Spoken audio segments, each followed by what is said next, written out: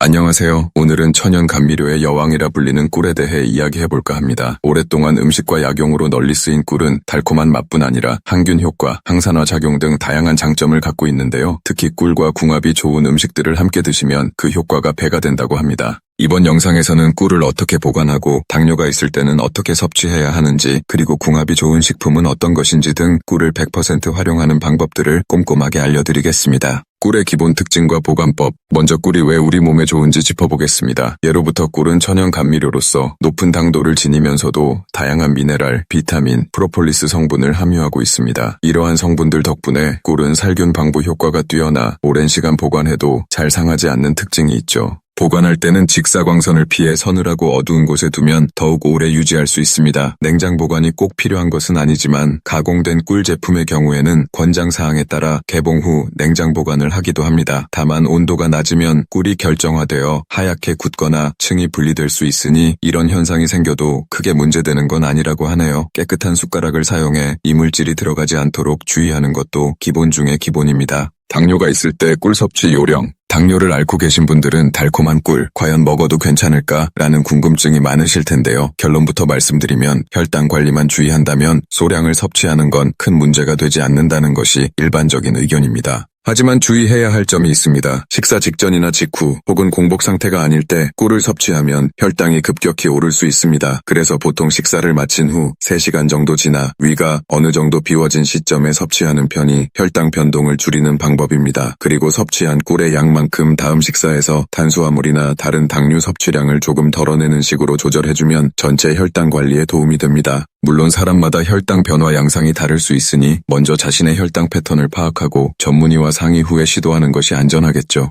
꿀과 함께 먹으면 좋은 음식. 이제 본격적으로 꿀과 좋은 시너지를 내는 음식들을 알아볼까요? 가장 대표적인 것이 바로 계피입니다. 계피는 인슐린을 활성화해 혈중 중성지방과 콜레스테롤 수치를 낮추는 효과가 있는데 여기에 항균 성분까지 풍부해서 장내 환경 개선에도 도움을 줍니다. 그럼 이 계피와 꿀을 함께 섭취하면 어떤 이점이 있을까요? 먼저 관절 건강에 유익하다는 연구 결과가 있습니다. 따뜻한 물에 꿀과 계피 가루를 함께 녹여 마시면 관절의 염증 완화와 통증 경감에 효과가 있을 수 있다고 해요. 또 콜레스테롤 관리와 혈관 개선에도 도움이 돼 꾸준히 드시면 동맥경화 등의 위험을 낮추는데 유용하다고 합니다. 특히 감기에 걸렸을 때나 환절기에 면역력이 떨어졌을 때 이 둘을 함께 섭취하면 항산화 항겸 작용으로 감기 기운을 빠르게 누그러뜨릴 수 있다는 사례 보고도 있습니다. 추가 효능 및 섭취 팁. 계피뿐 아니라 우유나 따뜻한 차에 꿀을 넣어 마시는 것도 좋은 방법인데요. 꿀은 위장에도 비교적 부드럽게 작용하기 때문에 소화가 잘 안 될 때나 피로감을 느낄 때 소량을 섭취하면 한결 편안해지는 효과를 얻을 수 있습니다. 다만 앞서 말씀드렸듯이 당뇨병 환자분들은 정해진 시점에 적절한 양만 드시도록 신경 써야 합니다. 당 함량이 높은 식품인 만큼 무심코 많이 먹으면 혈당이 예상보다 크게 오를 수 있다는 점을 꼭 기억해 주세요. 보통 하루에 크게 1스푼 정도를 넘지 않도록 권장하며 그래도 불안하시다면 섭취 전후로 혈당 측정을 통해 내 몸이 어떻게 반응하는지 직접 확인해 보시는 것이 가장 정확합니다. 오늘은 꿀의 효능과 함께 먹으면 좋은 식품, 특히 계피와의 조합에 대해 알아봤습니다. 꿀 자체가 워낙 달고 맛이 좋아서 그냥 드시는 분들도 많으실 텐데요. 조금만 신경 쓰시면 훨씬 더 건강하고 안전하게 꿀을 즐기실 수 있을 겁니다. 꿀, 계피, 그리고 적절한 식습관과 생활습관이 조화를 이룰 때 그 시너지가 극대화된다는 점 꼭 기억해 주세요. 당뇨가 있으신 분들도 무조건 꿀을 피하기보다는 적절한 방식으로 섭취해 혈당 변동폭을 줄이는 전략이 필요합니다. 오늘 영상이 도움되셨다면 좋아요와 구독 버튼 꼭 눌러주시고요. 궁금한 점이나 공유하고 싶은 팁이 있다면 댓글로 남겨주세요. 저는 더 알찬 건강 정보를 가지고 다시 찾아뵙겠습니다. 감사합니다.